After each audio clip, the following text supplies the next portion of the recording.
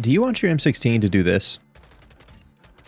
Well, stick around and I'm going to learn you a trick. Now, before we get into it, and because I respect your time, if you're playing on console, this isn't going to work for you. You have to be using a mouse and keyboard on PC. You can still use the class setup because it is fairly solid, but it's not going to be quite as good, and I'll get into that a little bit later. Now, starting off with our laser, we have the canted Vibro.7. What this is going to do is give you aiming stability, ADS speed, and sprint to fire speed, but it'll also give you canted laser aiming, which is a much clearer field of view. Moving on over to the barrel, we have the 11.5-inch carbine shroud. This is going to give us some recoil control and ADS speed, but it will cost us a little bit of damage range, but that's not going to matter, and I'll get into that again here in a little bit. For the muzzle, we have the Seiken Tread 40. This is going to give us vertical and horizontal recoil control. Vertical especially is going to be extremely important. It is going to take away a little bit of ADS speed, but we're going to compensate for that. For the underbarrel, we use the VX Pineapple. The key thing here is the recoil steadiness and the aim walking steadiness, but the hip fire accuracy and control is nice. And again, we're losing some ADS speed, but we are going to compensate for that with the shroud and the canted Vibro. For the rear group, we're going to use the Seiken ZX. This is going to provide us with some recoil control at the cost of aiming stability. Now, you might be wondering why I've got so much recoil control on a weapon that I've taken range away from. And to explain that, we're also going to get into why we have to do this on PC and not on console. I'm going to take you over into settings, roll down to keyboard and mouse, and in your keybinds, scroll down to your fire weapon controls. As you can see, I've got mine bound to scroll wheel up and scroll wheel down. I know, it's weird, but hear me out here. If you switch your M16 over into single fire mode, you can then spam the entire crap out of your scroll wheel, and that will spam inputs. In this case, that input is fire.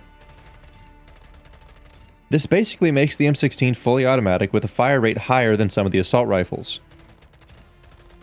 Now, there are a few downsides. If you're hesitant with it, it's going to give you a very weird firing pattern that's hard to predict.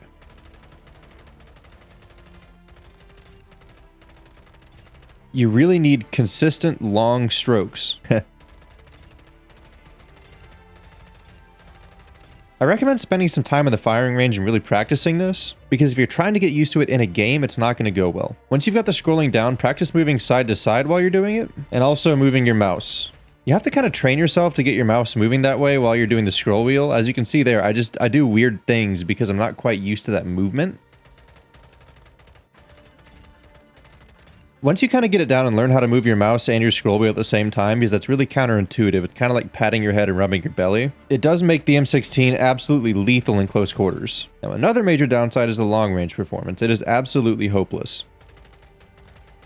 Now, the regular burst M16 is fairly hopeless at long range too, so that's not really that big of a deal when you compare it to its ability to clear rooms out. Now, is it illegal to do this? No. Is it immoral? Fucking, I don't know, probably. But it does take arguably the worst gun in the game and make it somewhat usable. It also helps out a ton with the double kill challenge, because if you get people to line up just right, you can burst them down before they even know what happened. If you found this video helpful, go ahead and drop a like and consider subscribing. I'm going to be dropping more Call of Duty content in the future. I just want to avoid falling into the trap of making best build videos and overpowered gun videos, because I find those really disingenuous, mostly because usually the guns aren't actually that great. They're just looking for clicks. I'm going to do my best to bring you content that's helpful, truthful, and most importantly, respectful of your time. And that means going off the beaten path to find things like this. I also try to approach things from the perspective of an average player, because that's what I am. I want to find things that'll work for people who aren't MLG Pro, CDL sweats. We can't all be Shroud and FaZe Jev. And guys like XProm VZ put out great videos showcasing good builds.